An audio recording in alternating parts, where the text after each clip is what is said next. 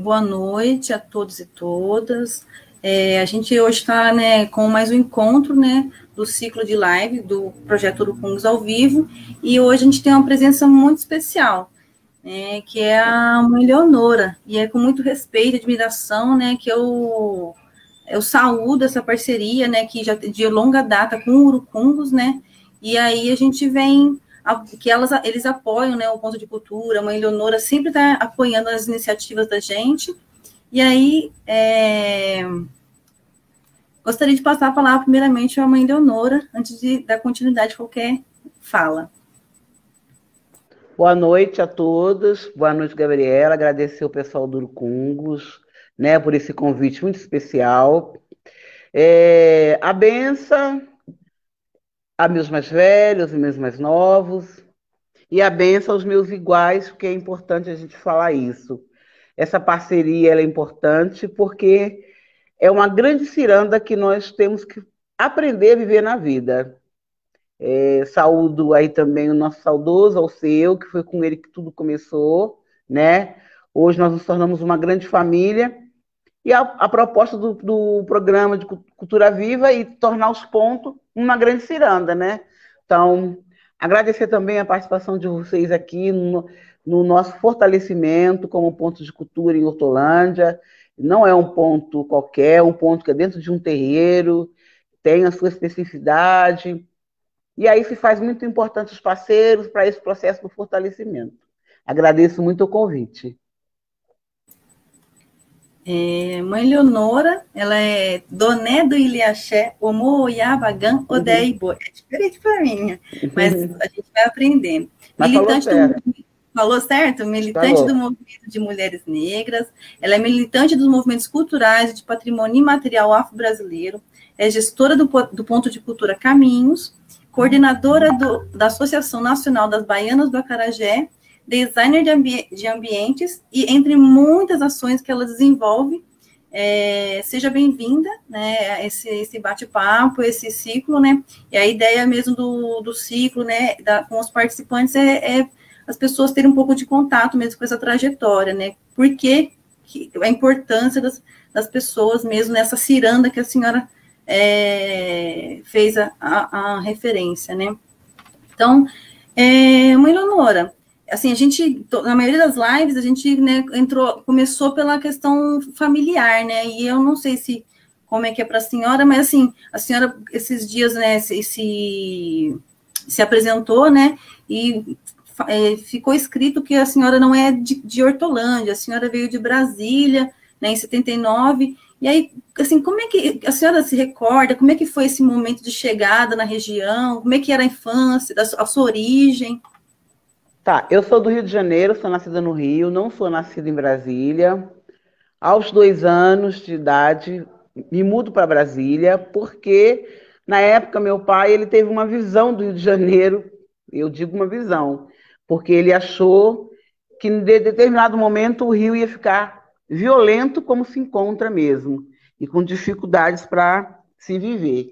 Moramos lá, eu vim para cá, eu tinha 17 anos, né? É isso aí, Cheguei aqui com 17 anos. Quando eu cheguei aqui em 79, nós fomos para Campinas. De Campinas, ficamos numa pensão. E meus pais já vieram com o propósito de morar aqui. Meu pai trabalhou aqui em Sousas. Meu pai ele era pedreiro. Ele trabalhou em Sousa. Ele achou que era uma cidade calma, boa para trabalho, porque Brasília já estava com um processo de não ter mais trabalho, né? As pessoas já não tinham mais como trabalhar lá. E aí ele decidiu, ele já trabalhava aqui em Sousas e ficava 6 meses e voltava para lá. E ele decidiu trazer toda a família e nós viemos para cá em 79. Era tudo muito Hortolândia, era um distrito de Sumaré, não tinha asfalto. No primeiro momento eu fui morar num bairro aqui, Jardim São Pedro, e assim, bem rudimentar mesmo, porque eu vim de Brasília, tinha energia, eu cheguei aqui não tinha energia, a gente não tinha água encanada, então mudei para cá, e aí nós construímos nossa vida aqui. Agradeço muito a cidade de Hortolândia, porque eu não tive assim, eu tive uma frustração. Eu saí do Rio com 2, fui para Brasília. Na minha adolescência, tive que me mudar, né? E era quando Brasília estava começando a sua evolução toda. Eu morava na cidade do satélite do Gama, e essa cidade hoje, eu voltei lá, depois que eu me casei, eu nem conheci como a cidade. E aí eu vim para cá, tudo de novo, começar tudo de novo. E aqui eu me instalei, e hoje eu vejo, por exemplo, eu saio, nesse tempo de pandemia, eu estou muito no isolamento social. Eu tive que ir ao médico. Nossa, a cidade parece que ela cresce a cada noite, né? E é uma satisfação você ver uma cidade crescer como Hortolândia, se fazer, novos habitantes, a evolução que essa cidade, o asfalto, tudo é importante. E eu me fiz aqui, acabei vivendo o resto da minha adolescência, a minha juventude aqui nessa cidade. Então, essa é a minha história. Minha mãe é baiana, né? Minha mãe faleceu. Minha mãe é baiana, meu pai era mineiro e eu sou carioca. E acabei de me criar aqui em São Paulo.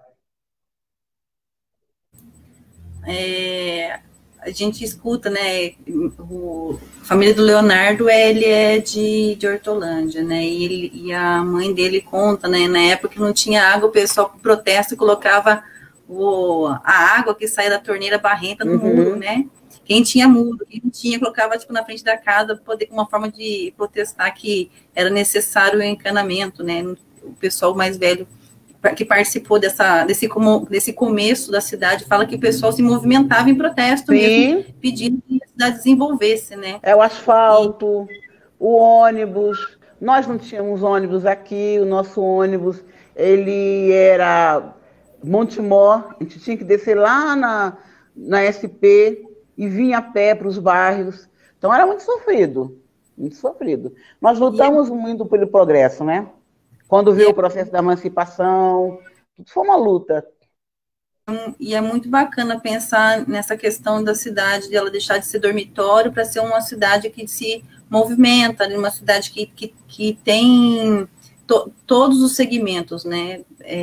Tem educação, tem cultura, tem arte, tem saúde, então, e é isso tudo porque aqui acontece, Campinas era a cidade, né, e de repente Hortolândia era dormitório, aí quando começa as pessoas pensarem que Hortolândia ela tem que ser movimentada, aí começa a sociedade, né, a população mesmo hortolandense começa a movimentar, né, e aí, né, adentrando nesse assunto, eu, assim, gostaria de saber, assim, né, esse momento que a senhora chega em Hortolândia, né, que a senhora falou aos 17 anos, 18 anos por aí, foi nesse momento que a senhora começa a ter acesso, a se reconhecer dentro dos espaços culturais, da religiosidade de matriz africana, ou isso é uma bagagem familiar? Não, eu fui iniciada muito nova, fui iniciada pequena, né, porque eu adoeci, eu tive uma doença psíquica muito séria. E aí eu não fui iniciada aqui, eu fui iniciada em Montes Claros, eu fui iniciada na nação Banto, né? Minha família de axé é Tumbajuçara, meu pai Italegi, e meu avô, sou neta de Miguel Grosso, né? Aqui nessa cidade, em Campinas, foi que eu acabei passando para as águas do Geje, né? E recentemente, esse ano, eu perdi meu zelador de orixá, que me passou para as águas do Geje. Quando eu chego aqui, eu já tinha idade de santo. Mas assim, eu fui iniciada por uma questão de saúde, minha mãe levou eu para um terreiro, me iniciou e me retirou desse espaço, né? Eu não tive uma convivência. Eu fui retirado de lá porque eu era no norte de Minas e eu morava em Brasília. Então, era tudo muito dispendicioso, eu tinha que estar lá, e assim, quando eu me mudei para cá, o processo ficou mais distante. Eu retorno para a religião quando eu me caso, e aí eu sou mãe do primeiro filho e eu perco esse filho, né? E aí já começou todo um processo de eu me sentir que eu precisava continuar, e que eu já sabia, aos 5 anos de idade, que eu ia viver o que eu estou vivendo hoje, que eu ia ser uma sacerdotisa, que eu ia ter um terreiro. E minha mãe, que era de uma formação muito católica, ela lutava muito contra isso. Minha mãe lutou muito contra isso, até quando ela não pôde mais, né? Porque é a formação da família brasileira, né? Ser católico, né? Eu sempre fui muito consciente da minha negritude, mesmo porque eu, mais um outro irmão, somos os mais escuros da casa. Então, sempre, para mim, sempre foi muito tranquilo. Também, para mim, era muito tranquilo ser religiosa de matriz africana, ser do candomblé, entendeu? Eu me casei, meu parceiro, meu marido, ele não teve nenhum problema, compreendeu essa história, e aí eu fui abrir o meu terreiro, que aí a gente fala isso, né? Aí nesse espaço que nós estamos aqui é o terreiro. Mas para mim era um processo tranquilo, e eu descobri que não era um processo tranquilo. Eu achava que assim, era um direito, e é um direito, é constitucional, né? A liberdade de expressão religiosa. Só que não é assim na prática. E aí eu me descobri lidando com a intolerância e a falta de respeito com a expressão religiosa do outro. Foi assim que eu entrei nesse processo da religião. Então, quando eu tive que assumir a minha posição de sacerdotisa, eu estava fazendo faculdade de pedagogia e eu tinha dias que eu não conseguia nem ir na faculdade porque eu estava atendendo pessoas. Foi assim que minha história religiosa começou. Então, assim, quanto à cultura, nós somos criados por baianos. O povo baiano é um povo, né, que tem um umbigo cultural muito forte. Então, eu fui criada com violão, com serenata, meu avô tocava violão muito bem, né? Então a gente conhecia os grandes compositores. Isso é um processo muito natural na família baiana. Eu tive esse privilégio. Minha mãe foi da Bahia para o Rio de Janeiro, gostava muito de carnaval, então a minha mãe levava em Brasília, minha mãe levava nos bailes de carnaval, nos clubes, e a gente criou com essa cultura sempre latente sobre nós, então não foi um processo assim que foi difícil. O difícil foi o religioso. O religioso foi muito difícil, porque a gente teve que, no meu caso, eu tive que lutar. Hoje, eu digo que foi necessário. Eu agradeço as pessoas que é até meio irônico falar, mas eu agradeço, porque eu fui desafiada, né? Porque o nosso lugar não é um lugar de acomodação.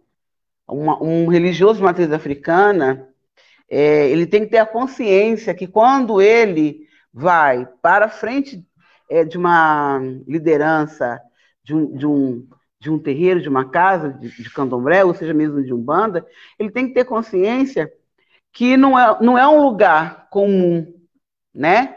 O lugar comum é dentro de uma igreja para a sociedade, né, imposta. Então, nós temos que pensar que nós estamos dentro de um terreiro e nós temos que estar preparados para a lutar com um Brasil intolerante. Esse o contexto. E pela fala da senhora, e assim a gente consegue, né, já imaginar a questão quando a senhora se envolve com as outras questões, né, que é a preservação de patrimônio, né, quando a questão a intolerância religiosa é uma questão, tipo, de diálogo sério, né, tipo, que é desde o começo, porque por mais que você achava que era normal, não é normal, né, tipo, as pessoas, tipo, a gente tem que lidar com o cotidiano das pessoas que não sem informação, né? Então, o que eu entendi que a senhora disse, né? E aí fica um pouco mais fácil de entender como a senhora entra na questão do envolvimento político, né?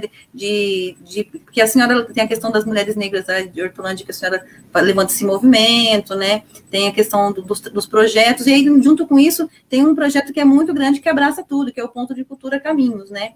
E, assim, não sei se é possível, mas compartilhar um pouquinho com a gente como é que foi, né, idealizar o ponto de cultura, né, que abraça todas essas questões ao mesmo tempo e começa a distribuir, né, para a sociedade através de um... Porque o ponto de cultura é isso, né, ele é um espaço que as pessoas começam a ter visibilidade, né, de alguns aspectos internos de uma comunidade, né. E como foi esse processo dessa construção? Esse processo, Gabriela, foi justamente nessa briga do vizinho. Quando ele me leva, porque assim, para mim, você é católica, você é evangélico e eu sou candomblecista. Pronto. Para mim era isso. E tem que ser isso, não pode ser diferente, né? Na prática deveria ser assim, mas não é. Então, quando eu abro meu terreiro, eu vou tocar, cada um ora de uma maneira. A gente reza cantando, né? Invocando com alegria. E esse vizinho ele começou a me perturbar. A perturbação da ordem foi a dele, não a minha. Mas na justiça, na lei, no Código Civil, eu que perturbei a ordem quando eu toquei os meus tambores. Mas eu sabia que não era uma questão de barulho, era uma questão de racismo. A situação aqui era um racismo. Eu, mulher negra, morando nesse bairro, né, esse terreno que eu comprei e construí, o meu terreiro, esse vizinho, que é do lado aqui direito, ele tinha interesses em comprar para o irmão também, né? E aí esse vizinho começou uma briga que terminou eu indo pro fórum. No fórum, eu me decepcionei muito, porque eu achei que eu tinha direitos, e tenho, mas os nossos direitos não são respeitados. Eu fui, levei uma faixa enorme, artigos 5º, inciso 6º da Constituição, mas até para falar o meu nome, o promotor que ali estava tinha dificuldade. E aí eu falei assim, bom, eu vou tocar meus tambores na rua, porque eu comecei a querer provar que não era uma questão de barulho, e sim de uma questão de racismo, né? Eu, mulher preta, morando num lugar que ele desejava, então eu decidi montar o grupo de dança O Joabá. Foi assim. Eu já conhecia o João Godito Ribeiro, eu achei e acho uma manifestação linda, né? De uma ancestralidade, de uma força. E eu montei uma festa, porque também eu tinha dificuldade de dar doces na festa de Herê, que é a festa de Cosme Damião. Eu tinha dificuldade, as pessoas pegavam os doces, jogavam no lixo, as crianças não aproximavam da gente. E eu montei uma festa na rua para celebrar essa... que eu cresci entre balas e doces e pirulitos. Em Brasília é muito comum, né? E aqui não era. Eu montei o grupo de dança. Então, como que surge o ponto de cultura? Nessa necessidade de mostrar para o povo a cultura dessa religiosidade, né? Nós estamos falando de quê? De gastronomia, nós estamos falando de moda, nós estamos falando de dança, nós estamos falando de música, nós estamos falando de celebração. E aí eu disse, não, as pessoas precisam conhecer isso. Porque o que as pessoas acham? A gente fica de portão fechado. Porque a gente tem que ficar com o portão fechado. E aí as pessoas acham que nós estamos praticando o que aqui dentro? Né? As pessoas precisam conhecer. Sim, nós temos o nosso lado religioso, o nosso lado que é segredo para quem está aqui. Aí vem o abate dos animais, né? Porque, como falam, sacrifício dos animais, que é feito pelos religiosos matriz africana, e a carne é consumida e distribuída pela comunidade. Quantas vezes eu doei e dou para as pessoas necessitadas, né? Então, eu decidi mostrar o que nós temos de cultura dentro de um terreiro, e é uma imensidade, né? E aí eu comecei, porque é um movimento político. Se manifestar culturalmente é um ato político, né? Eu acabei começando a fazer todo esse processo, com a dança, com a percussão. Depois eu montei o grito cultural, porque nós não temos, inclusive hoje, ainda hoje em Hortolândia, a única manifestação, né, do povo negro é o grito cultural. Não fico feliz por isso. Tem que existir mais, porque nós somos a metade do Brasil, né? Então nós não podemos estar escondidos.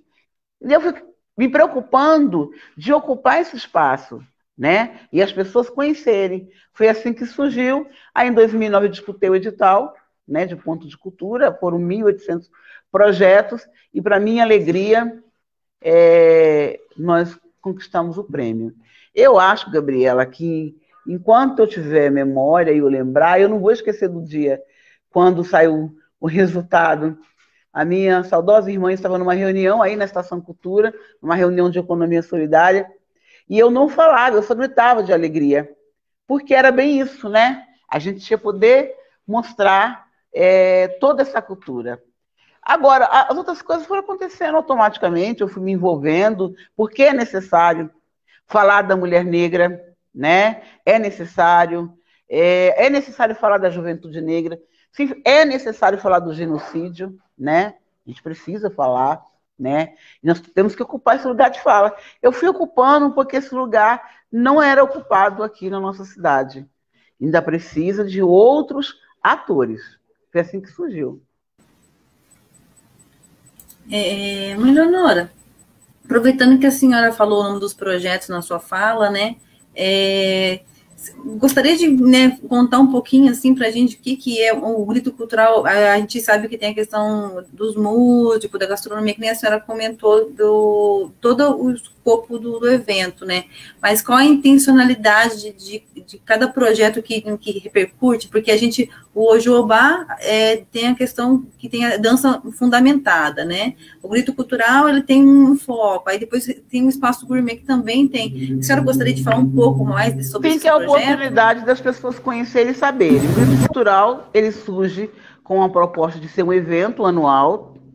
E assim, eu digo que eu fui fazendo, né? Eu fui sentindo a necessidade de construir coisas, construir narrativas, e eu fui fazendo. O grito cultural, ele surge dessa discussão que eu acho que é tão pertinente e necessária, que foi a abolição, né? Como os nossos antepassados, nossos ancestrais foram libertos, né? E os resquícios disso até hoje. Então, o grito cultural é bem isso, grito, porque nossa cidade não tinha atividade para o povo negro, né? Nós lutamos muito para manter o 20 de novembro, e o 20 de novembro acabou, a celebração, com evento, com festa, né? Nós temos grupos, né? Que, tem capoeira ali, tem uma pessoa que faz assim, uma coisa assim, a gente não se junta. E aí eu decidi fazer o Grito Cultural. O Grito Cultural é um evento que é uma vitrine das manifestações negras, entendeu? E eu faço questão. Aí as pessoas até acham, a senhora está fazendo uma separação, aí vem com aquela história do racismo reverso. Não, gente. Esse espaço é um palco para a cultura negra. Então, é a presença do urucungos, do samba de bumbo, é o jongo, é a capoeira, né? Agora os cantadores mandigueiros, todas as manifestações negras. Isso é importante. E aí eu coloco nesse concurso, no Grito Cultural, o concurso da mulher negra, né? Aí nós vamos discutir a quebra desse padrão de beleza, né? Que a mulher negra não se vê, né? A jovem negra não se vê. Hoje, agora nós estamos discutindo, a criança não se vê. Nós ainda temos crianças sofrendo quando vão para a escola com seus cabelos, com seus blacks, tendo que alisar, né? Os seus cabelos. Não que isso seja proibido, mas você tem que ter a consciência, né, da sua negritude. E aí a gente colocou esse espaço.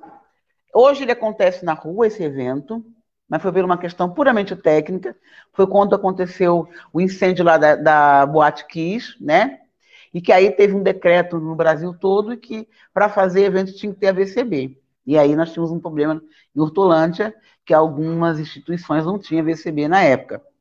E aí eu fiquei sem saber o que fazer, porque a preparação do dito cultural já começa em dezembro, um ano anterior. Eu já tinha as candidatas, já estava realizando as oficinas, já estava fazendo os workshops, com todo um processo, porque não é um processo fácil, Gabriela.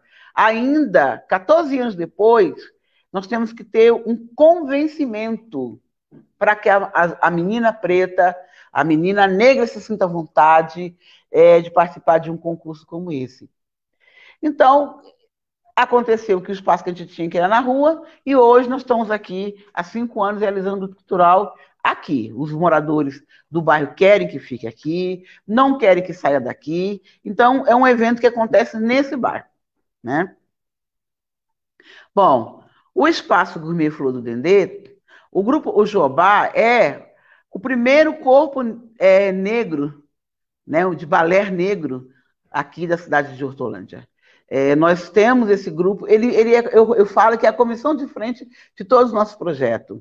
A palavra Ojobá fala olhos do rei, Obá é rei, Oju é olhos, e eu fiz uma alusão a Zumbi, que eu acho que nós temos que continuar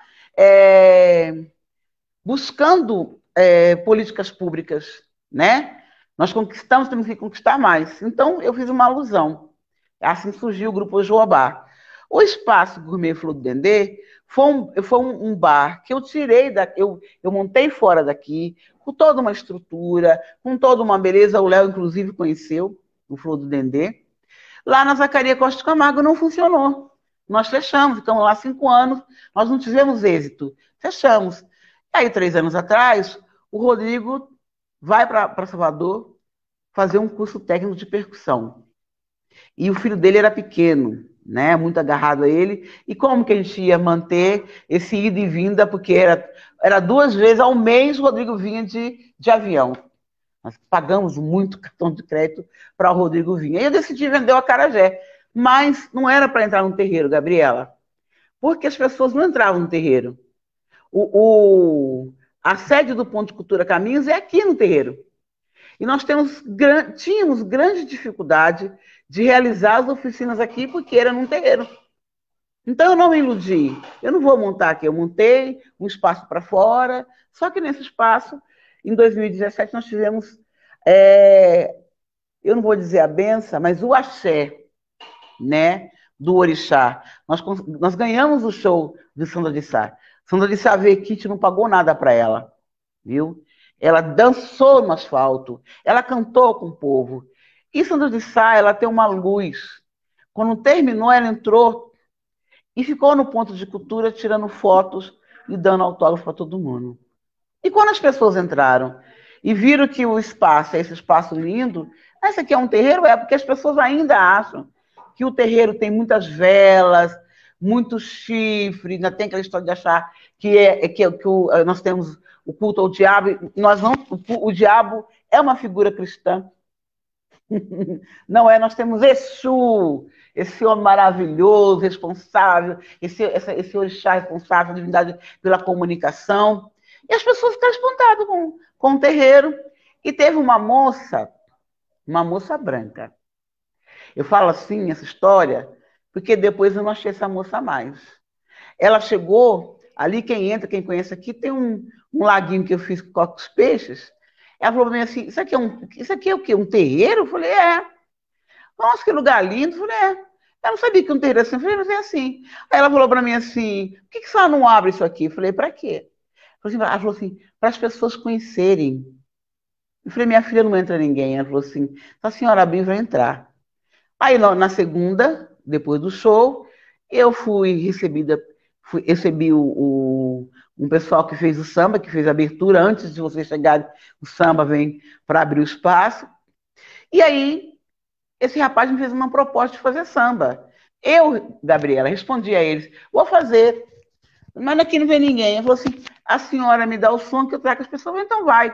Tipo assim, eu desafiei. Tem 3 anos, e aqui o quintal, ele hoje é o espaço gourmet. Por que eu coloquei o gourmet? Para provocar mesmo, entendeu? Nossa comida tradicional, não tem gourmetização nenhuma. Mas eu fiz para provocar, que tudo meio assim, é num deboche. Só que o deboche ficou e está aí há 3 anos. Foi assim que aconteceu. O legal é que para tudo tem uma história, né? E ela Tem. tudo não chega onde chega à toa, né? Não. É só aproveitar, né? Porque geralmente a live o pessoal fica ao vivo, né? Então o pessoal fica na expectativa de acompanhar. E aí tem um pessoal que chegou, que está acompanhando aqui desde o Que início. legal. O Mestre Marquinhos, a Um Rosa, beijo, minhas Marquinhos. Sussu, Rosa. David Frutuoso, Holandege, Inayara. Aí tem a Inaê Palhares, Miromar Sintra, tem uns nomes que acho que a senhora deve conhecer. Sônia Regina, Mary Jane, Taína, eu não gosto de chamar errado, a Taína. Então, a pessoa está acompanhando aqui, né? E, assim, eu fico muito feliz, assim, não sei, cada um tem um jeito de lidar com as informações, né? E, assim, eu acho muito importante as pessoas terem um contato de como tudo começou, porque senão fica parecendo que tudo, tipo, caiu do céu, brotou da terra, sem precisar regar ou precisar chover. Então tudo tem né, nem a senhora falou antes de entrar, tudo tem o amor e a dor, ela, né, tem essa questão aí de... Ensina a gemer. A dor ensina a gemer. E aí tem isso, né, e assim, é delicado, né, e junto com esses projetos, tem um projeto, né, que a senhora está dando continuidade, que envolvido com a economia, né, criativa e economia solidária também, que é a Grife Criolê também, né, que vem de uma proposta da sua irmã, né, e assim, se a senhora também quiser, né, ter um momento de falar também da sua irmã, o quão importante também a sua irmã nesse processo, né, gostaríamos de ouvir. Hoje eu falo mais tranquila. A mãe Isabel, porque dentro do terreiro ela é Ekede, né? Ekede é aquela pessoa que, quando nós estamos incorporados, cuida de nós, cuida dos nossos orixás, cuida das nossas entidades. Mas quando a minha mãe sai do Rio de Janeiro, quer dizer, minha mãe não saiu. Ela ficou porque ela trabalhava, né? E ela não podia sair do trabalho. A minha irmã veio com eu e meu outro irmão, o Jorge, que até canta rock. Então ela foi minha mãe. Eu digo que nossa relação, ela perpassa dessa história de irmandade, né? Ela era... A coisa entre eu e a mãe Isabel era tão forte que, assim, eu na minha casa pensava numa coisa, quando eu chegava para falar com ela falava, eu pensei nisso também, né? E a nossa vida, o tempo todo, foi não aceitar, né? Esse lugar que querem que nós ficamos, né? A gente sempre lutou contra isso. E a mãe Isabel era muito criativa, a mãe Isabel sempre gostou de moda, ela fez moda, ela se formou como estilista e decidiu criar uma grife identitária, né? Porque, por exemplo, esse vestido que eu estou usando aqui é da Criolê. Eu não sou uma mulher que vou no magazine, não vou em nenhum shopping comprar roupa, eu não uso mais isso. Há anos, porque eu uso essa grife Criolê que tem muito a ver com a minha identidade. Então, a mãe Isabel criou a grife Criolê e nós temos 2 unidades de negócio de economia solidária. Tanto o Flor do Dendê como a Criolê. Mas há 2 anos a mãe Isabel foi embora, né? A mãe Isabel perdeu um filho, e esse foi o grande sofrimento dela até o dia que ela partiu, né? Hoje eu falo com mais tranquilidade. Eu choro a morte dela, ainda choro a ausência dela, né? Choro muito, porque era uma irmã muito querida. Só que eu não sou estilista. A minha outra irmã, a mãe Eliana, ela é costureira. E a gente não sabíamos o que fazer com o Criolê. Criolê ficou lá. Nós não vamos conseguir fazer o mesmo que ela faz. Nós não estamos preparadas. Até que a vida me lançou um desafio de novo, quando uma pessoa amiga desejou comprar Criolê. e eu despertei que aquilo não era uma mercadoria qualquer, aquilo é uma história, um legado, e eu tinha que criar condições, história, narrativa, para tocar criolê. E nós estamos tocando a criolê. Criolê voltou, participamos nesse ano na Teia, né, de Campinas, a Teia dos Pontos de Cultura, fomos felizes na venda, né? O ano passado nós tivemos no Jongo, foi o nosso retorno, né? E nós estamos, eu não vou dizer assim, redefinindo, não, nós estamos tocando a criolê com as inspirações que ela deixou, porque isso era tudo muito compartilhado, a gente conversava muito na mesa do café, um café que começava às 8 horas, terminava às 11, então a gente sabia os sonhos, para onde se queria levar aquilo, quais eram os projetos que ela ia fazer, quais eram os desejos que ela tinha, e eu, mas a minha irmã e os meus sobrinhos e meu filho, nós decidimos tocar criolê. Hoje nós estamos sendo incubados pela Fundação Banco do Brasil, nós estamos ressignificando essa grife e nós não desistimos dessa grife. Então a crioula, ela existe e vai continuar existindo. Nós temos grandes projetos para a criolê. Importante, né, fazer esse recorte aí, porque acho que não é fácil dar continuidade, né, quando a senhora mesmo falou, quando a pessoa que concebe, né, deixa o legado, né, concebeu um legado e deixou, né, e aí fica aí como lidar com tudo isso, né, porque acho que é muita informação, né, que além de família, tem todo o que a senhora acabou de falar, né, e assim, é bem importante isso que a senhora falou, porque assim, é isso, né? Essa questão da vestimenta, né? Ela é a nossa identidade. Então, se a gente, tipo, se a gente é neutra, a gente se veste neutra. Se a gente, né? E ela reflete muito isso. Se a gente é meio canhada, a gente vai. Se a gente já é mais, né, extrovertida, a gente já. Então, assim, acho que ela é bem. E ter isso, né, nas próprias mãos, eu acho bem bacana, assim. Particularmente eu dando meu posicionamento, né?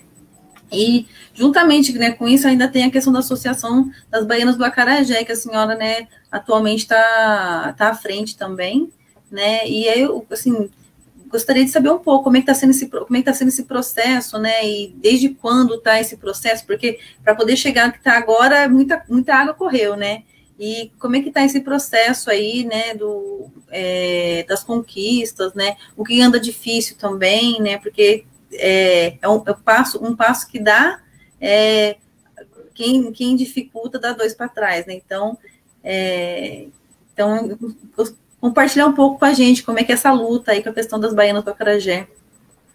Então, eu fui para a Associação das Baianas do Acarajé em Salvador, eu fui uma indicação da Alessandra Ribeiro, aí, pré-candidata, boa sorte, Alessandra, né? Foram duas pessoas de lá, a presidenta e um assessor da BAN que me chamou e eu fui. Mas esse movimento começou pela Legama, quando ela começou a discutir sobre patrimônio, né? Que não é algo fácil, entendeu? Ela começou a discutir sobre a capoeira e eu me interessei, né? Porque eu também queria esse lugar de fala.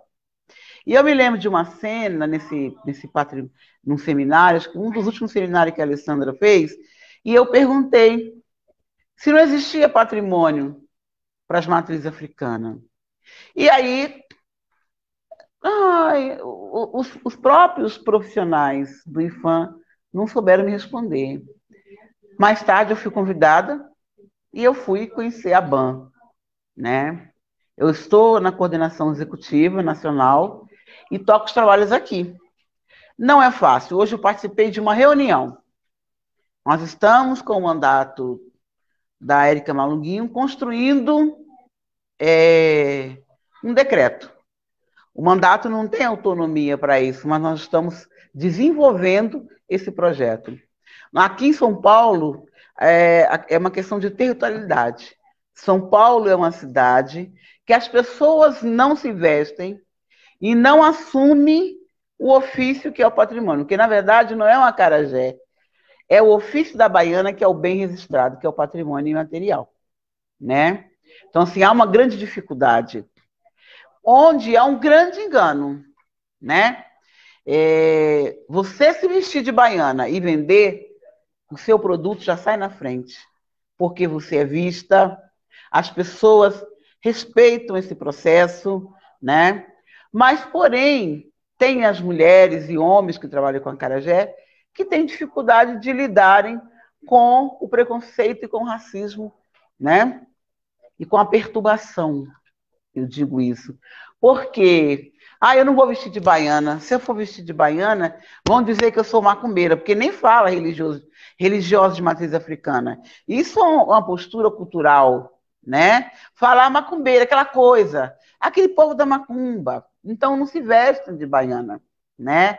E é um ofício, é um bem que é registrado, e a gente tem que preservar esse bem. O modo de fazer, né? E a transmissão. Então, a gente tem que estar com tabuleiro, a gente tem que estar com a indumentária, com a roupa, com toda a vestimenta. E há uma dificuldade. Então, no momento, nós estamos dialogando com o IFAM, nós estamos tendo um diálogo com o CODEPAT, né? Para a gente reconhecer aqui, para que o Estado de São Paulo reconheça esse bem como um bem material.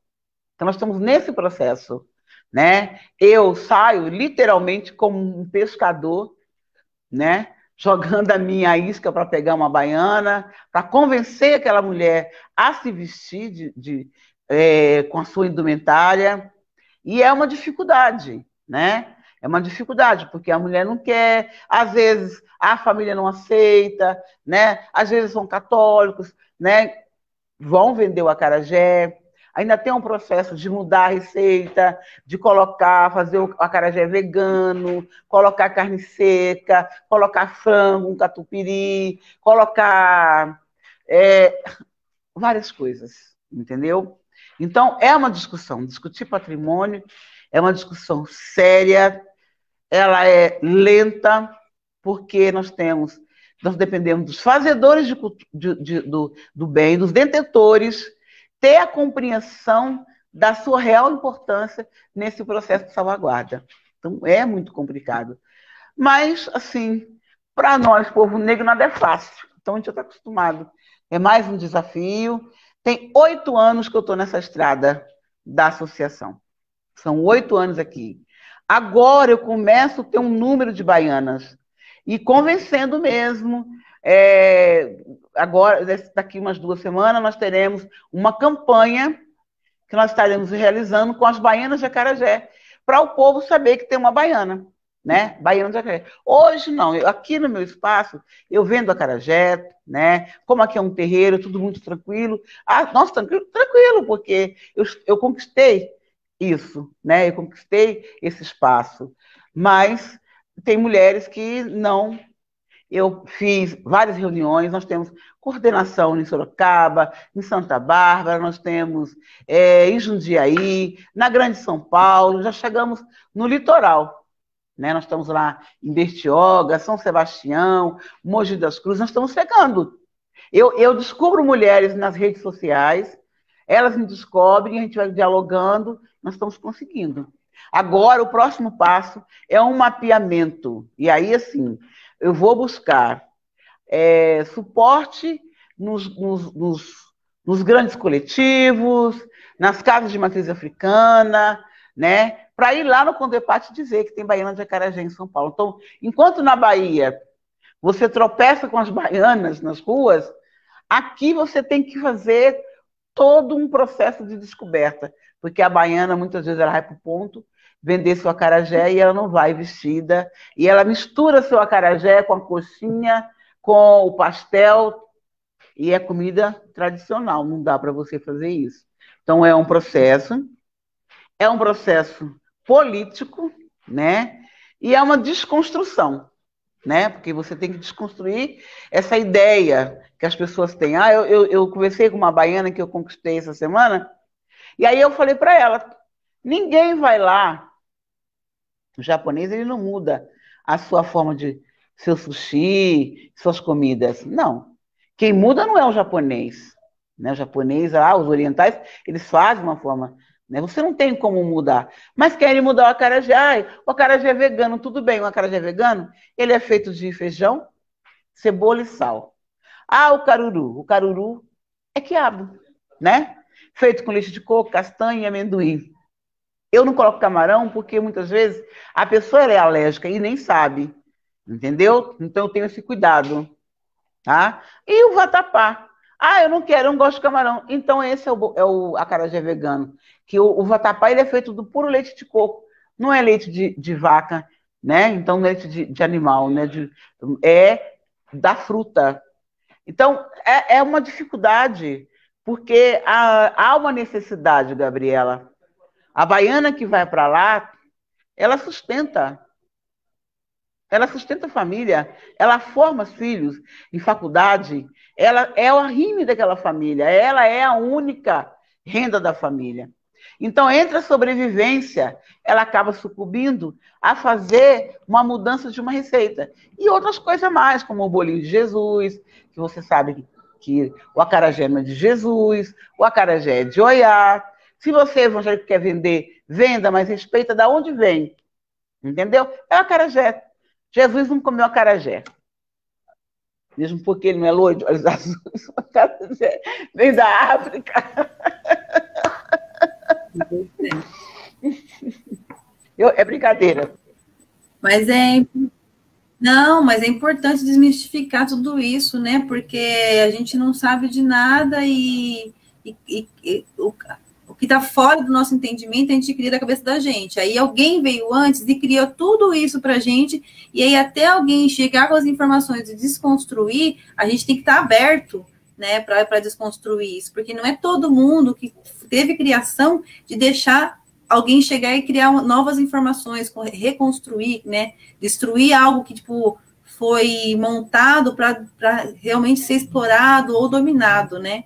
Então, tudo que a gente vive, assim, nem a senhora falou, né? A gastronomia, a moda, os estilos de evento, as participações, tudo foi uma construção que foi imposta para a gente, né? Então, a gente acreditar que do nosso jeito é um jeito que tem um fundamento do porquê existe, né?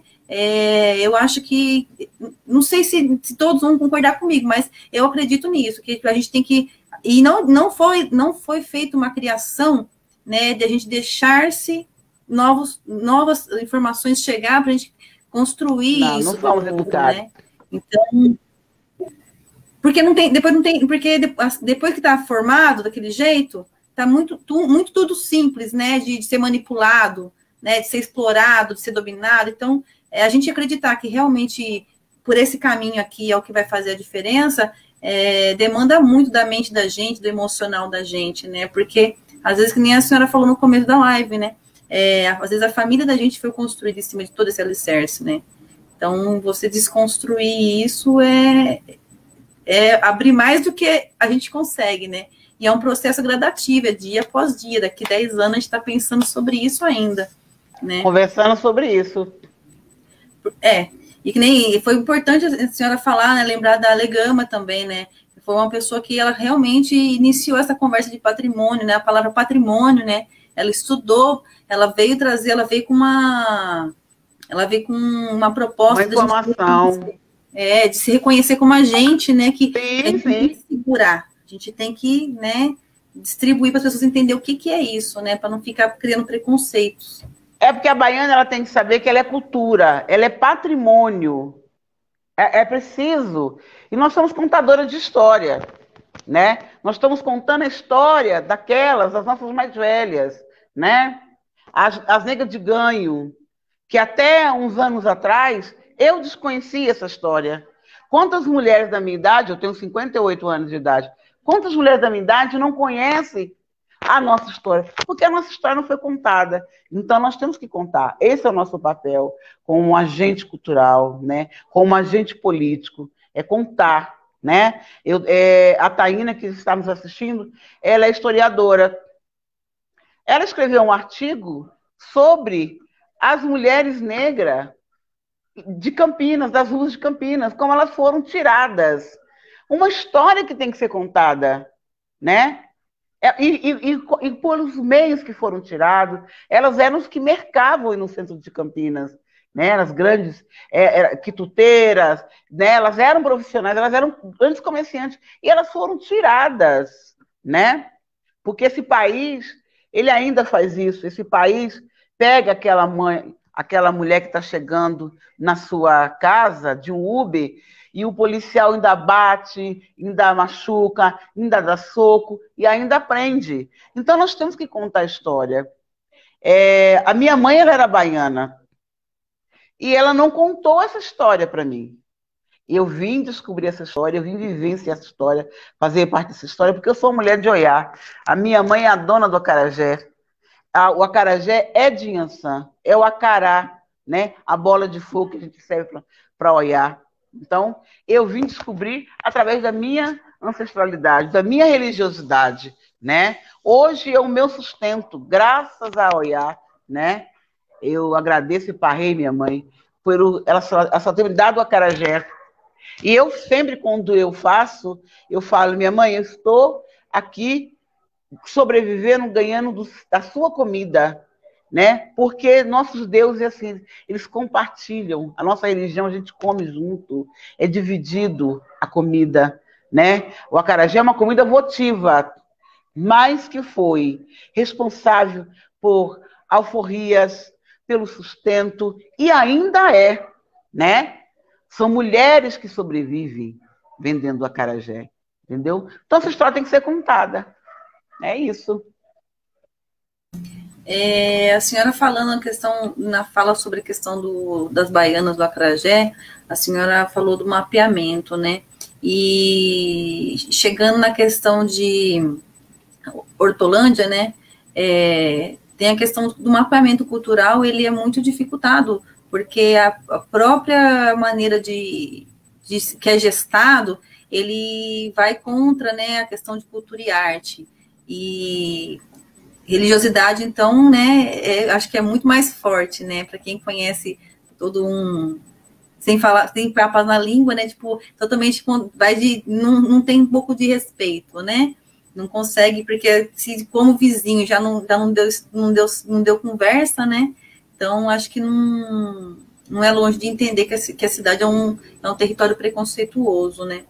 E aí eu queria saber da senhora, como é que está sendo, né, para a senhora estar fazendo parte de um processo que nem pelo Urucums, acho que a senhora deve ter contato antes disso, né, mas eu particularmente tenho contato com a senhora desde 2011, 2012, dentro, né, que a gente participou de conferências, a senhora participou de conselho, né, e agora a senhora está num outro processo também, isso tudo é tudo de acordo com a trajetória e vai avançando, né, na caminhada. Eu queria saber para a senhora como é que é para a senhora,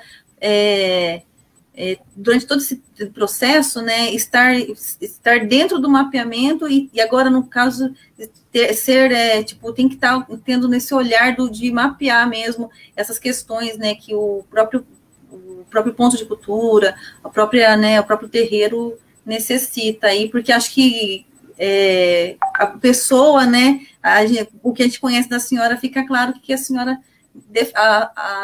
as lutas que a senhora, né, direciona aí a sua energia, né. Aí eu queria saber como é que está sendo esse processo, né, tipo... Do mapeamento? Isso. Aqui na cidade está muito tranquilo, né, porque a Lei de Blanc, ela foi bem elaborada, né, ela não deixou ninguém de fora, né? A cidade de Hortolândia teve um problema de fomento. É preciso que fomente a cultura, né? Quando eu falo nós somos os únicos, eu não falo isso com prazer nem orgulho, porque a gente precisa de mais pessoas. Se nós somos mais, nós somos mais fortes. Nós vamos de coletivo, nós vamos viver coletivamente, ter mais pessoas que façam. Ter a capoeira. Hortolândia precisa que a capoeira volte ser o que é referência, né? A gente tem pessoas que fazem né? E muitos aqui que fazem capoeira se sucumbiram a tratar a capoeira só como uma prática de esporte, né? Não ter toda essa questão do cultural, né? Da representatividade que é a capoeira, mas aqui está tranquilo para a gente, nós não estamos tendo dificuldade, porque existe um valor, né? Nós temos, o Hortolândia vai receber 1 milhão, quase 1.600.000 reais em recurso para o fomento da cultura, né? E vem para a senhora, e desculpa interromper a fala da senhora, e vem para a senhora uma reflexão de que precisou de uma lei no meio de uma pandemia para poder realmente chegar dinheiro para poder construir daqui para frente, sendo que tanta coisa foi construída, né, há muito tempo. Essa é a questão porque eu quis entrar, essa dificuldade, precisou de uma lei para poder as pessoas se mobilizarem, secretaria se mobilizar para poder, e aí a gente participa dos trabalhos, né, culturais aí de Hortolândia, e a gente percebe isso, que precisou da lei para poder os municípios se reconhecerem artisticamente. Isso é um mal do Brasil, né? O Brasil não enxerga a cultura, né? Ou seja, até enxergou. A pandemia, né? Ai de nós se não fosse a cultura, se não fosse as lives dos grandes músicos, né? Do teatro, da cantiga, né? Porque a gente parou para, né? A cultura alimentou, né? Nos deixou saudável quanto pôde. Porque foi isso, gente. Essa questão é cultural, de não reconhecer a cultura, né? Isso perpassa, né? O mesmo processo na educação perpassa o mais violento na cultura, né? Mas nós temos políticos, né? Que são comprometidos, foi preciso. Mas isso é um processo de luta.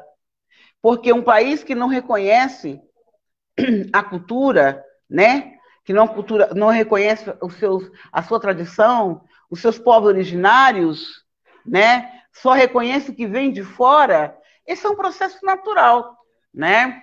Veio a pandemia, por exemplo, aqui, a gente estava assim, nós tivemos um recurso em 2009, quando foi ponto de cultura. Depois nós não tivemos recurso mais. A gente teve que sobreviver fazendo cultura, né? E não é fazendo uma cultura qualquer, é fazendo cultura negra, né? Que a gente já tem um recorte racial. Mas a gente estava dando conta.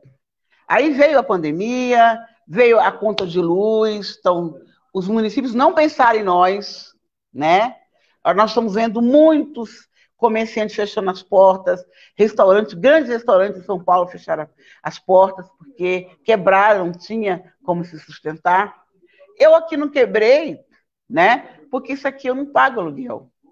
Eu tive que me virar para pagar a energia. Eu procurei, mas nós não tivemos aí nenhuma política, né? Nenhum suporte para a gente lidar com isso. Então, foi preciso construir uma lei, porque nós temos seres pensantes que pensam. Existe um movimento, eu acho que o programa Cultura Viva, ele deu um gás em todo o Brasil, ele oxigenou a cultura do Brasil, né? Se reconhecendo como um movimento, porque a gente se reconhece como um movimento, né? Aí vocês no Urucungu saem às ruas com um bloco, né? Porque não tem os grandes carnavais. E nos grandes carnavais o Urucungu não entra, não é? É um bloco de maracatu, não é isso? Aqui é a mesma coisa. Aqui tinha um carnaval que deixou de existir. E nós continuamos colocando o nosso bloco na rua. Então, esse movimento cultural é um grande movimento político. E foi, assim, uma grande conquista e uma grande resposta para nós, né, Gabriela? Saber que aí, assim, houve pessoas que sentaram, que lutaram e continuam lutando com todo esse processo, todo esse desmonte, né, toda essa insensibilidade, né, porque é uma falta de sensibilidade terrível contra os fazedores de cultura. Aqui em Hortolândia está sendo tranquilo.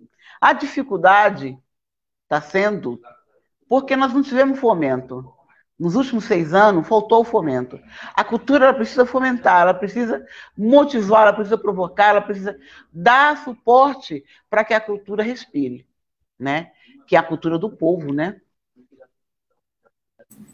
A senhora falou da questão do carnaval, né? O carnaval, ele aí em Hortolândia, eu lembro da época que era realmente, abria o carnaval, e agora realmente, agora vocês fazem como um bloco de resistência mesmo, né? Um momento de resistência mesmo durante o carnaval, né? E acho que uma coisa que me veio também em mente, aproveitando o momento que a gente está, né, conversando sobre várias questões, assim, muitas pessoas às vezes não entendem o que é o afoxé.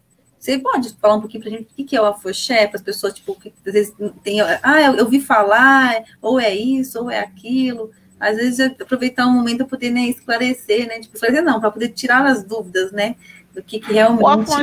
O afoxé, ele é o candomblé na rua. É isso. É um bloco afro, mas ele é o candomblé de rua, né? Porque nós temos a divindade chamada Exu, que é o dono da rua. Então, se a rua é de Exu, a rua é nossa, né? Porque a praça é do povo e a rua é nossa. Essa é a grande verdade. Exu é o dono da rua. Então, nós temos toda a liberdade de usar essa rua e estar nessa rua. O carnaval, também o afonxé, ele entrou, porque assim, todo lugar que eu pude entrar e pontuar que ali também é um espaço de cultura afro, eu fiz. Nós participamos do grito, como que surgiu o afonxé? Surgiu do grito dos excluídos. Nós somos chamados para o grito dos excluídos aqui em Hortolândia. E é lógico, a gente ia com toda a nossa plástica, com toda a nossa beleza, nós fazíamos o nosso protesto com muita cultura.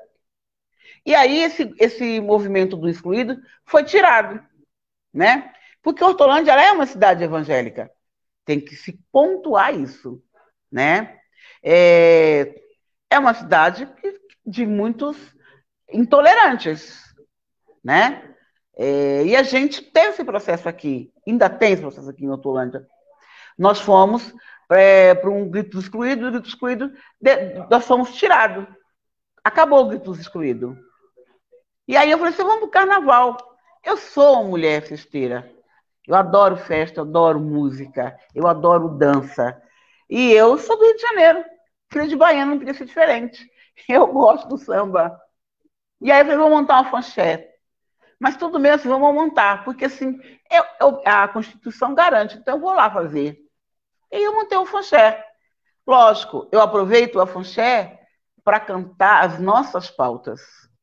Todos os nossos temas tinha o conteúdo do combate ao racismo, do combate à intolerância religiosa, do genocídio, todo esse processo a gente colocava no nosso tema.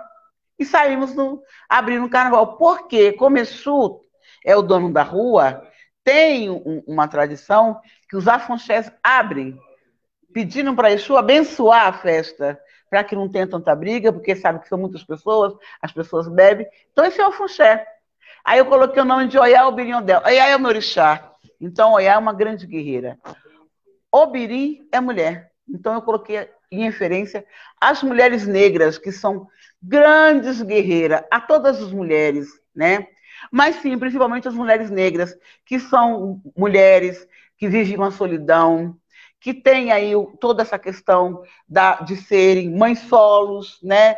Mulheres que lutam para sobreviverem, mulheres que enterram seus filhos, né? Mulheres que enterram seus maridos, acho que as mulheres que estão com seus filhos, muitos seus filhos, num presídio. Então, é preciso ser guerreira para lidar com essa política racista, né? Com essa sociedade racista.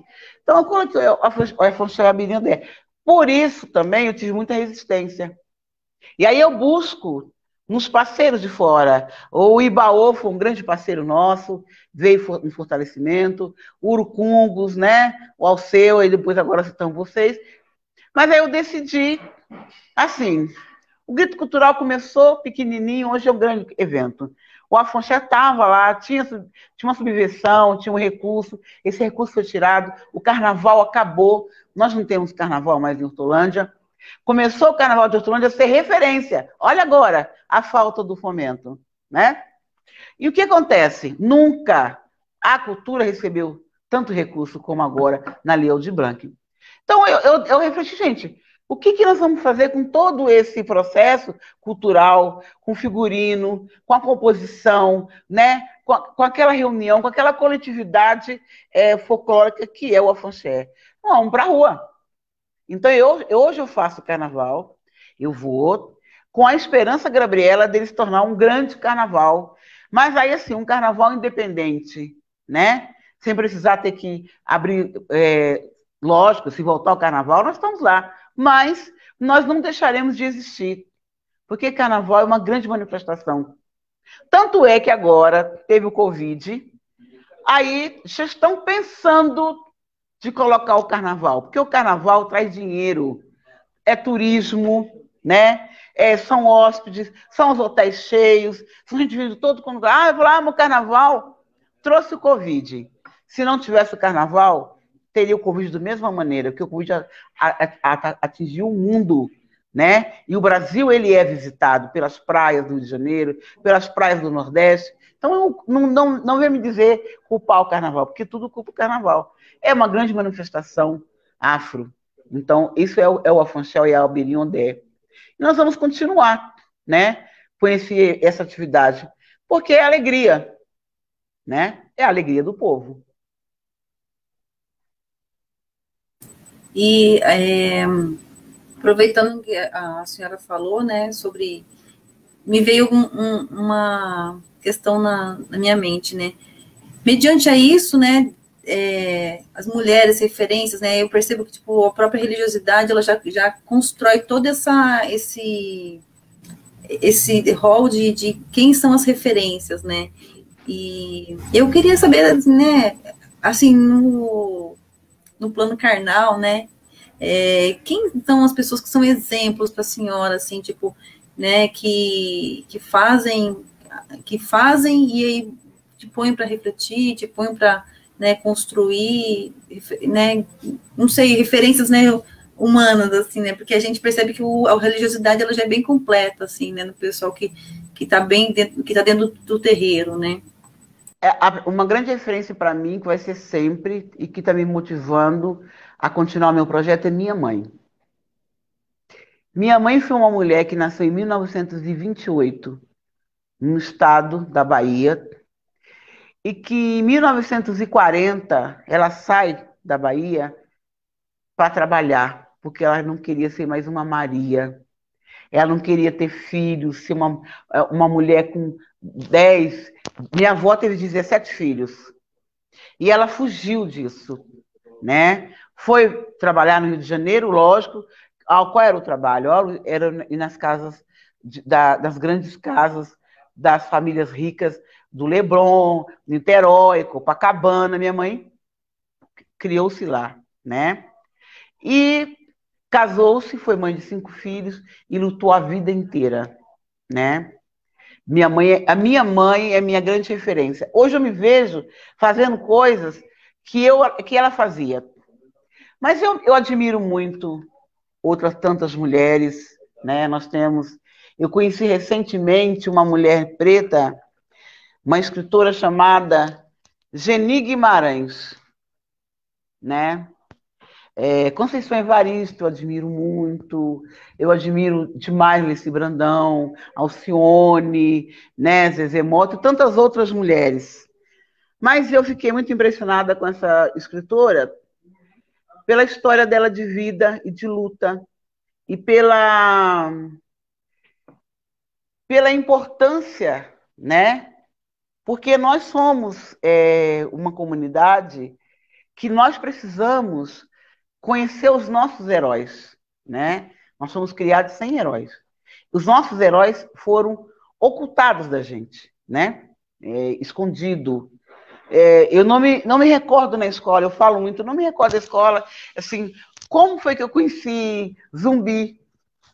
Quando eu me fiz adulta e fui conhecer o que era o Zumbi. Porque era só uma pincelada que a escola dá. Então, eu tenho muita admiração pela Evaristo Conceição. Essa é uma grande referência para mim, né? E tantas outras. Todas as mulheres negras que estão aí, né? Se são grandes mulheres, né? Grandes educadoras. eu tenho elas como referência em cada momento da minha vida.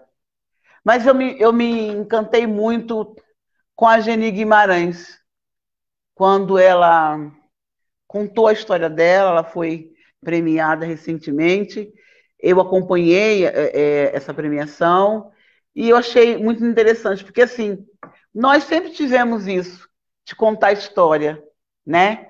Mas nós nunca nos enxergamos nesse lugar de escritura. E que venha mais mulheres negras, mais que o Sam e tantas outras.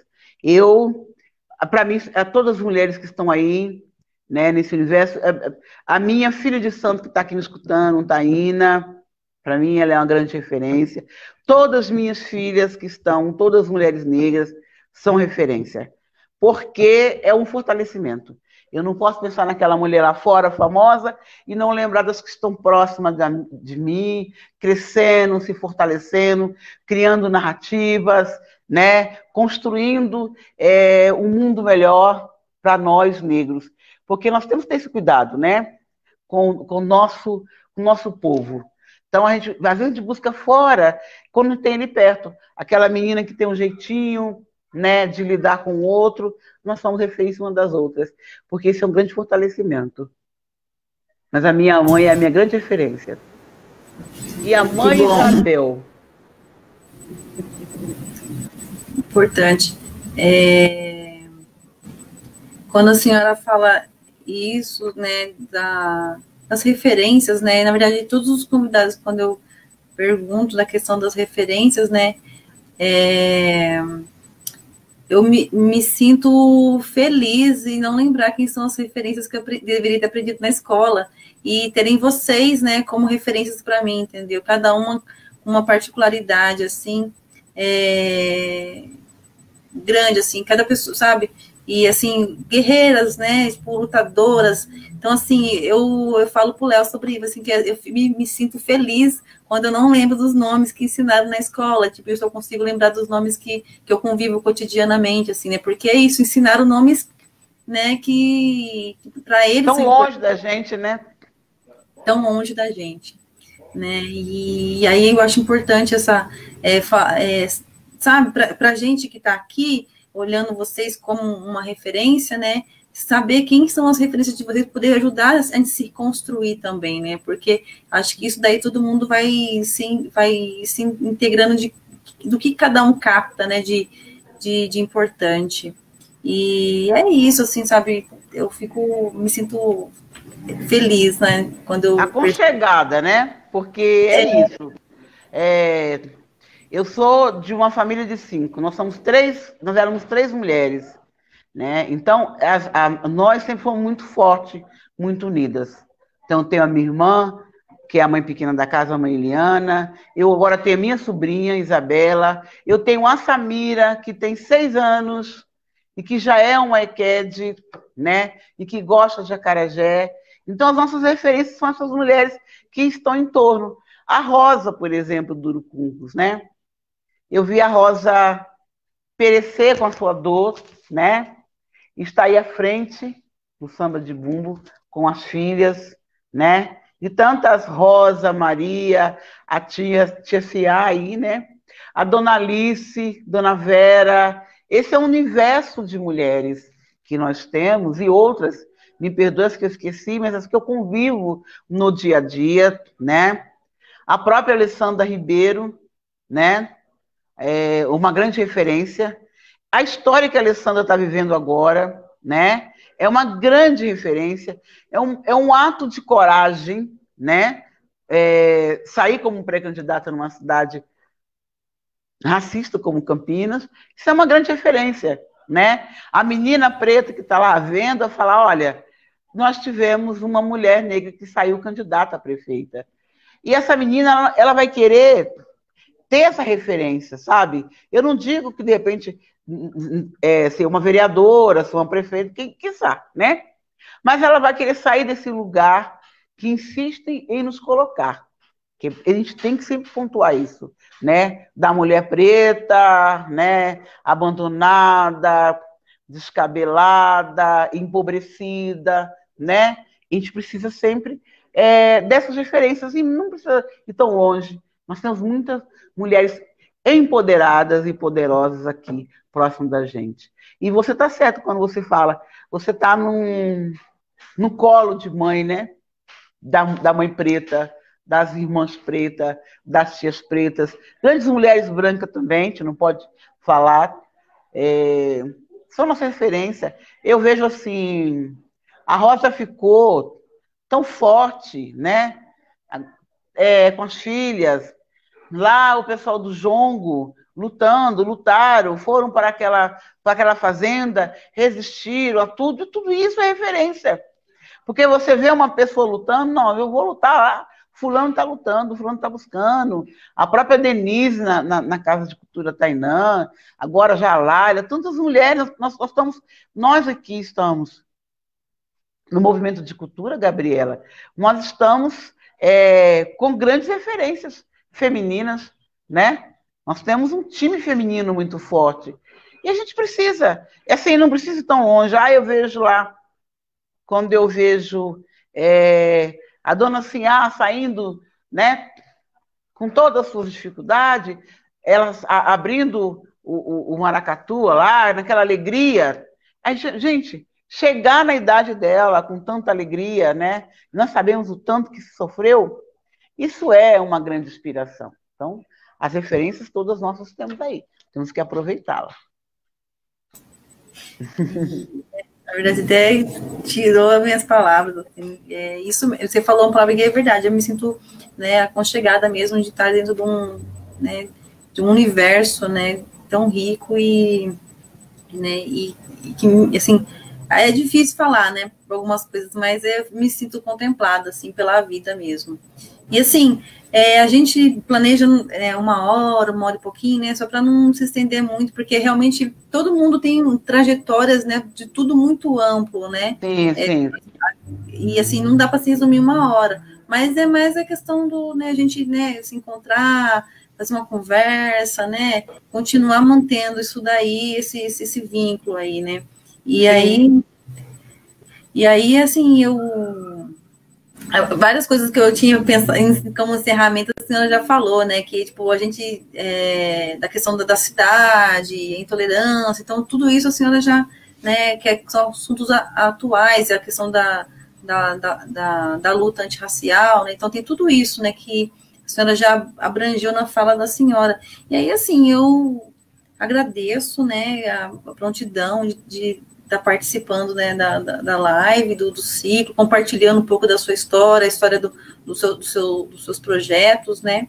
E aí eu queria falar para a senhora, se a senhora quiser compartilhar alguma coisa mais com a gente, né, alguma palavra, algum aconchego também, alguma reflexão, né, então eu passo a palavra para a senhora. Nós começamos, eu e a Gabriela, nós começamos a nossa história num conselho de cultura. E aí eu chamo atenção a isso. Lá nós não conseguimos dialogar, né? Gabriela muda-se para Campinas, eu fico aqui. Eu já tinha uma relação com o Alceu e a família. Aí Gabriela vai para esse ponto, que é o Urucungos, né? E aí a gente tem que dialogar. Porque ela faz parte de um coletivo e que eu também tenho um relacionamento. E que a vida é isso, é um eterno aprendizado, né? Eu acho que o movimento de cultura, para nós, fazedores, foi muito importante. Eu sempre falo que o grande navegador chama-se Célio Turino, quando ele pensou nesse programa, né? Que deu tanto protagonismo, porque é isso, né? O programa Cultura Viva deu protagonismo para um terreiro de candomblé que já tinha, mas era dentro das suas portas, né? Fechadas, do seu quintal fechado. E hoje nós estamos aqui. Eu tenho uma pessoa conhecida que falou assim, gente, eu não estou aguentando mais live. Nossa, agora virou live, tudo é live, nossa, estou cansada. Mas é a forma que nós temos de se comunicar agora na pandemia. E aí eu fiz muita coisa na live, viu? Eu fiz curso, eu participei de um seminário gastronômico espetacular no Pelourinho, através desse processo. Então, assim, é um eterno aprendizado, né? Essa é uma ferramenta e que a gente saiba usar com sabedoria, né? Bater um papo com a Gabriela, a gente começou falando, nós duas, nós vamos estar no ar falando assim, que bom que nós construímos uma amizade, né? E a cultura é isso, é um caminho para a gente suavizar, né? Porque a gente chega com aquele coração fechado brigando, porque a gente briga, a gente tem que brigar o tempo todo. E a cultura ela vem e pede para a gente parar, para ouvir, né? Um tambor que toca, para ouvir um lamento, para ouvir uma jogada de capoeira, uma puxada de rede, para poder cantar, sambar e fazer uma grande ciranda. O que nós estamos fazendo aqui é uma grande ciranda, né? Eu e Gabriela nos conhecemos desde 2011, mas nós nunca conversamos tanto como hoje, né, Gabriela? Esse foi um papo muito bom, agradeço, estou sempre aqui à disposição, porque eu acho que aqui é um lugar de escuta, mas também de falar. E é preciso esses espaços a gente falar de nós mesmos, porque às vezes a gente não tem tempo de falar de nós mesmos. A gente, como você falou, a sua trajetória é sempre de luta e eu não tenho tempo para poder sentar e conversar, se não com os meus próximos. Agradeço muito a oportunidade, né? Um grande abraço para a família Urucungos. A gente, quando chega o carnaval, a gente pensa, vamos para o Urucungos, né? E a gente se diverte com o maracatu, né? A gente se arruma, a gente corre, faz almoço correndo. Então, isso virou um cotidiano da gente. E quando chegou agora, em 2020, que a natureza falou, vamos ficar em casa e vamos pensar um pouco na vida, tudo isso foi fundamental e importante, né? Ai, que falta disso, que falta daquilo. Então, que a gente aproveite mais as amizades. Agradeço vocês, foi muito bom estar aqui batendo um papo. Compartilhando aí, né, um pouquinho, você falou, né, falou sobre a questão das lives. Para mim foi muito difícil tomar a decisão de iniciar, porque eu sou muito do bastidor, muito tipo de ficar construindo as ideias, fazer articulando. Então, tipo, para mim foi um processo muito difícil, tipo, né, vou pôr lá, vou convidar as pessoas para poder conversar eu com elas, né? No começo, as pessoas que acompanham, via que, tipo, toda hora eu fechava eu, deixava a pessoa falando sozinha, né? Porque, tipo, eu tinha tanta vergonha de estar ao vivo, assim, que eu ficava toda travada, e está sendo um processo de construção minha também, né? Então, assim, do que a gente às vezes acha que não... Nós estamos se entregando pro sistema, realmente, agora é tudo internet, digital, mas é um recurso que teve. Ainda bem que está chegando no fim, e logo, logo a gente vai se encontrar, né, pessoalmente, e vai poder comer junto, cantar junto, né?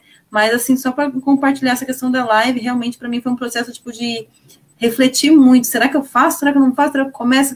Eu convido uma pessoa, assim, vai... mas Gabi, tipo assim, acho que você vai saber o que você quer fazer, melhor você, né? Então, assim, tipo, foi um processo de realmente construir dentro de mim uma pessoa para poder conseguir fazer essas conversas, né? Então, e que a gente se encontra pessoalmente, a gente nunca conversou tanto assim. Sim, e é isso, né? Eu agradeço imensamente pela oportunidade de a gente conseguir se conversar e acho que depois da sacudida que o mundo deu, acho que algumas coisas vão ser reescritas aí, né? Vão, e as lives, elas não devem acabar, porque nós temos um momento de se encontrar, mas assim, eu me encontro com você aqui em Campinas. Para eu encontrar com uma pessoa que mora lá na Paraíba, eu tenho que ir até lá Paraíba. Essa é uma ferramenta que encurta, né? Eu encontro o paraibano aqui através dessa ferramenta. É saber usar, né? Com sabedoria. Nós fizemos workshop, eu fiz muitas formações. Nossa, como eu aproveitei esse período que eu vivia correndo. Então, também essa ferramenta é importante, é saber usar, né? Não substitui o toque, nós vamos ter que reaprender, né, a abraçar, a beijar, né, porque tem uma doença, nós não vivemos aqui no mundo sozinhos, nós temos os vírus, as bactérias, que a gente nunca deu atenção, né, e aí matou tanta gente, né, tanta família enlutada. Sim. É, agradecer, né, agora para a gente encerrar mesmo a, a live, né, e assim, agradecer ao pessoal que esteve presente aí durante a live, a Taína ficou presente, a Rosa, o Mestre Marquinho, Inaie, Palhares também, então aí o pessoal, né, acompanhando, a gente sabe que essa, nem a senhora falou, a programação de live é muita, mas ao mesmo tempo a gente tenta fazer algo que seja importante também, para não fazer por Sim, favor. E aí, sim. geralmente, né, eu agradeço novamente a senhora, agradeço, né, a prontidão, né, de estar Com contribuindo prazer. com o projeto também. E aí, no fim, a gente deixa a última palavra, realmente, agora a última palavra é da senhora encerrar, o que a senhora realmente quiser, assim, alguma mensagem, né, a última palavra realmente é da senhora. Eu estreiei a minha vida aqui na internet depois que eu assisti um filme chamado A Cabana, e que falava da morte de uma criança, de uma filha, e que o pai não aceitou a morte. Naquele momento eu descobri que eu não aceitava a morte do meu sobrinho, né? Que morreu aos 21 anos. E que eu amava muito e continuo amando, porque não é porque morreu que a gente deixa de amar. E aí eu me lembro que eu saí assim muito angustiada depois que eu assisti o filme e eu cantei para Oxalá. E aí eu me acalmei muito. Então, eu desejo a paz de Oxalá para todos. Há 6 meses eu tenho rezado na segunda para o Baloaê, para o mundo, com a minha comunidade, e na sexta-feira para Oxalá, né? A gente está vendo que nós estamos começando a achar caminhos, né? Então, agradeço a minha ancestralidade, por me permitir todos os dias eu acordar e ser uma sobrevivente. Muito obrigada a todos, um abraço a todos e que a gente continue navegando nessa vida sem parar. Um grande beijo.